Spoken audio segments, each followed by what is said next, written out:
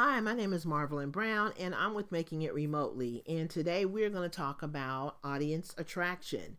So, we're going to talk about simple steps that you can take to attract the right people to your business. So, if you're someone who is just starting an online business, you know that building an audience can be a challenge. Now, if you're someone who is already in front of an audience, you might have a large following when you start your business. This video may not be for you. You may be able to get a few tips from this, but this is really geared toward people who are starting out, they're starting from scratch, and they don't have an audience. So the thing that you want to do when you are starting out and you're building your audience is you don't want to be selling or trying to sell products and services to everyone on the planet. You want to narrow your focus, and you want to zero in on a niche market. So we're going to talk about that today. Now, the other thing that I want you to do is, if you haven't done so already, I want you to download the 6-page workbook that goes with this video, because we're going to talk about the things in the video that you can use. I'm going to explain how you can fill in the details for your unique business. So there are things that I'm going to talk to you about in this video, but then there are going to be certain other things that you will need to fill in based on your business. So all businesses are different. And so once you have an idea of what you need to fill in, then you can start doing that as we go through the video. So the first question you want to ask is, who will you sell to?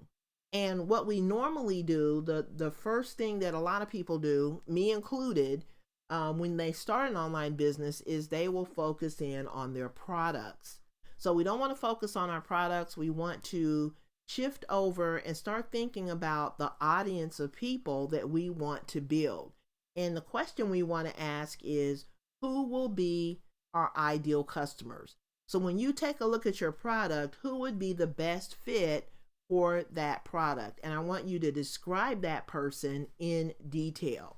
And as you go through that workbook and as we go through the video, it's going to become more clear as to why you want to do this. So you want to think about your ideal customer. What are they looking for? And you might be asking, well, how would I know what they're looking for? But once you have an idea of who you want to sell to, it's going to make it a lot easier for you to figure that out. What problems are they having? What challenges? What issues? Do they need ideas that can help them move from point A to point B? What can your problem help them with? Your product, rather, help them with? And the more you can drill down on problems and challenges and think about the kinds of things that they might be searching for when they're looking for solutions. So what normally happens is when we have a problem, we will go on Google, we'll look at, search results, we'll put in certain keywords and we'll look at the search results. We'll go to YouTube, you might try to find some videos. We might even listen to some podcasts that might have some insight on some of the problems that we might be having. We might look for books. So we may look for an ebook on Amazon. There are just a number of different ways that people look for ways to solve their problems. And so once you know who you're selling to, then you can kind of get more of an idea of the kinds of content that will help them solve their problems. Next, once you know who you're selling to, then you want to get the word out to as many of those folks as possible. And you need a way to deliver a consistent marketing message to only the people, though, who are a good fit for your product or service. You don't want to get your marketing message out to everyone because everyone is not a good fit. So think about yourself. Think about your uniqueness and the fact that you have your own preferences. You have things that you are used to. You have brands that maybe you've been accustomed to using for certain things over the course of time. And so because you have these preferences, everything, when you go to Target, for example, everything on the shelves is not necessarily going to be something that you would even be interested in using. If you have a certain brand that you've been used to dealing with or that you've been used to buying, all that other stuff on the shelf that does the same exact thing is not going to be attractive to you. Most of us are creatures of habit. We go into the store, we zero in on certain brands, we put them in our cart, and we go and we check out. Now, there are times when we might be open to looking at different brands, but for the most part, we stick with certain brands and that's what we buy. And the same thing goes for your ideal customers. So when it comes to whatever it is that you're doing, you want to be the brand that your ideal customers look for when they're on social media, when they're searching for solutions. You want them to come to you. So the questions that you also need to ask are, what industry does your product fall under? What niche does that product fall under? Now, if you don't have a product yet, there's a link in the workbook that will take you all the way back to the very beginning. And this information that you will get when you click on that link is going to walk you through looking at your interests, your skills, your hobbies, and all the things that you bring to the table. And that will help you pick a niche, pick a product in that niche, and also do market research. So once you start doing market research, it's also going to become more clear to you the kinds of people that are in various markets. When you look at industry data, it's going to tell you, what people are buying within that industry, what percentage of people are buying, the kinds of products that they're buying, and when they buy those products. So it's very important for you to look at industry data, and that's why I ask you to, do this research, figure out what industry you're in, and then narrow that industry down to a particular niche. Once you do that, you're going to have a treasure trove of information about the people in that niche. And those are the people who are going to become your ideal customers. Those are the people, that's going to be your target market.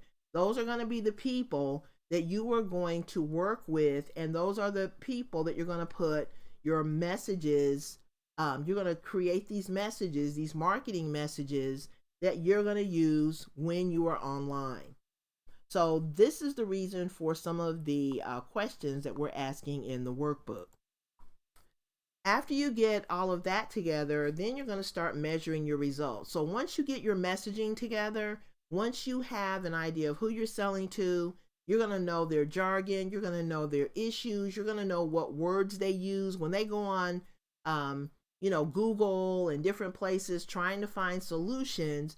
You're going to know what words they're going to be using, some of those keywords, and you're going to use those keywords in your marketing. You're going to use those keywords in your blog posts. You're going to use those keywords in hashtags, and you're going to set up your social media. This is free. And, social media has always been free. There have been free accounts and there have been paid accounts. And a lot of people will go out when they start their business and they will start a paid program or a paid advertising campaign, not having any idea who they're selling to. So what ends up happening in that case is they waste a lot of money. People are wasting tons and tons of money on paid ads when they have no idea who they should be targeting. So, once you go through this exercise, it's also going to put you in a much better position to do paid advertising. But you're going to start measuring your results, and you're going to maybe use tools like Google Analytics. When you sign up for a business social media account, you can also do that for free. But when you get on your social media platforms, you want to, number one, prioritize those platforms where your ideal customers hang out. And then you want to have a business account because those business accounts will give you data. So once you have your business account, you will, start measuring and start looking at that data. And that data is also going to give you some really great information. So once you have data, that's going to enable you to monitor and track your results. So here we go. This is really getting back to that original question, and that is, how do you attract an audience? You select an industry and a niche, and then you create messaging that is on target. And when you start creating messaging that is on target with your target audience, with your ideal customers, you're going to start generating interest. They're going to start being interested in what they see, because you are speaking to their issues, their problems, their challenges. You're giving them ideas, and you're really helping them to improve in some way. So that always generates interest when you give people what they are looking for. So now this is a customer journey. This is kind of like a, high level view of a customer journey. And the thing that I want you to take away from this is that you have three basic phases: attraction, lead generation, and client transformation. Now, you may have a lot, of different steps within each one of these, but these are the basic steps. And when you can take someone through this entire process, then you will start to sell more in your business. So when you think about attraction, and that's what we're talking about today, is audience attraction. When you attract an audience of people, and think about all the people, if you have a blog, think about all the people who land on your blog at any given time. If you were on social media, maybe you don't have a blog, but maybe you're on social media. Think about all the people who see your social media posts in the run of a 30-day period, or 6 months, or a year. And when you think about those folks, that it starts to add up. The numbers start to add up, and you have an audience of people who are landing on your content, whether it's on your blog or on your social media. So once they see your content, they can either take action and do what you want them to do based on whatever, if they're on your blog, maybe you're going to lead them to another page where they can buy something. Maybe you want them to sign up for something. If they're on social media, the same thing applies. So maybe you're an affiliate and you're trying to get people to buy your affiliate product. So you're attracting them in some way, because if you didn't attract them, they wouldn't be clicking on your links. So someone lands on your content, and they can either stay or they can go. And those are the two things that can happen. Now, a lot of times, if you have messaging that is not on target, so you're saying something on your social media and you're generating interest because they click on that link, right, that takes them to your content. But then when they get to your content, either there's no way for them to take the next step with you, or what you're saying when they get to their destination is not what they thought, so they click off. So what ends up happening in that case is people hit the exit button, right? And you never see them again. But if they're attracted, and when they land on your site and they see something that they like, and they're wanting to get more information, they're going to move through to the next step, which is lead generation. Now, attraction happens before someone interacts with your business. So the thing that you want to do as a business owner is you always want to be attracting people to your business. And so that means that when you're putting your content out there, if you're on, for example, social media, classified sites, maybe you're in groups, maybe you're in forums, all of the attraction steps happen before someone actually clicks on that link and goes to your site. Once they go to your site, you have more of a chance of getting them to move on to lead generation, or the next step. And so think about how you're attracting people to your content, and what are you doing before someone actually interacts with your business. So when you think about what you're doing on social media, classified ads, all those different places that I just mentioned, what are you doing, and are you attracting people and moving them into this next step? Because that's your initial goal. Now, if you can never attract anyone, if no one's clicking on your links, no one's coming to your content, then all the rest of this stuff is never going to happen. Because until you attract people to your business in one way or another, You can't do lead generation if no one ever comes to your site or if no one ever interacts with your content. So you want to motivate them once they land on your site. When you attract them, they land on your site, you want to motivate them to learn more and move to this next stage. Once someone moves to lead generation, then you have control because you can communicate with them on a regular basis. You can give them a freebie or a resource or a sample. You can, you have more control over their interaction with your business because lead generation actually happens when someone is interacting with you. So they become a lead, and then you have the ability to, sparkle and shine or fall flat on your face. It's totally up to you. But this is where your business has the biggest opportunity to grow. So if you can get people from attraction to lead generation, that means that you are in a position to grow your business. Once someone gets to client transformation, that means that they have made a purchase and they are hopefully going to have a great outcome. They're going to make that transformation from where they were when they landed on your site to where they need to be because you're going to give them that solution. Once they have the solution, then they're in a good position. If they've had a positive experience, they can give you a referral or a testimonial. So in these two phases, you really have a lot of control over the outcome. Whether you make a sale, whether you don't make a sale, whether someone unsubscribes from your content, all of that is really, a lot of it is up to you.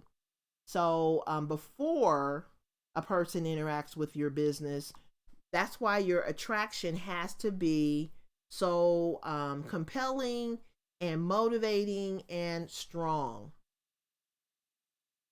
So now this is the audience attraction workbook. And if you haven't downloaded that, I would recommend downloading these 6 worksheets and then going back through this video and actually following the instructions step by step in the workbook. Because once you go through all of that, it's going to totally change your mind and change your perspective on how you attract people to your business.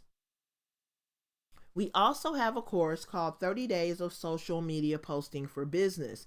So this course gives you video training as well as written instructions, but it goes a lot deeper. So it helps you when it comes to building your brand. We actually walk you through each step of building a brand. And we talked about branding earlier. People are creatures of habit and they interact with brands. They don't necessarily interact with products as much as they do brand. So you want to think about branding your business. If you're serious about building an audience and having an audience of loyal, engaged, raving fans, then you definitely want to build a brand, and then you want to do things that help to support and build that brand or make it larger, help it to grow, and that will also enhance your business. You're also going to get 75 social media post ideas, 31 social media templates. These are Canva templates. And then we're going to walk you through how to update your templates so that you make them your own. So that means you're going to be adding your branding to your templates. You're going to be creating your own messages based on, what you've learned in your market research and what you know about your ideal customers. So you'll be able to get those updated, and then you are going to be able to set an automated, we walk you through an automated tool that will help you to put your social media and your audience attraction on autopilot. So that means that you're going to be free to do other things in your business versus sitting on social media all day. You're also going to get an income activities worksheet. So that's going to help you to think about what are the income generating activities that I need to perform each day in order to make, X number of dollars. So if you want to make $2,000 a month, what are you going to have to do in order to make that happen? So this kind of helps you to reverse engineer your day or your month or your week so that you hit your income goals. And then last but not least, we have a 17-page digital planner. And that's just kind of your own personal planner that you can use to plan out your day. And you can use it for business or you can use it for personal or both. So this is pretty much it. If you're interested in this course, you can access the course at makingitremotely.com/social. So I appreciate your time today. I hope you've gotten something out of this video. And as you go through the worksheet, it's going to become crystal clear as to why you are, going through this exercise. Once you have this down pat, then you are going to be able to build a thriving online business. So I appreciate your time, and I will see you on the next video.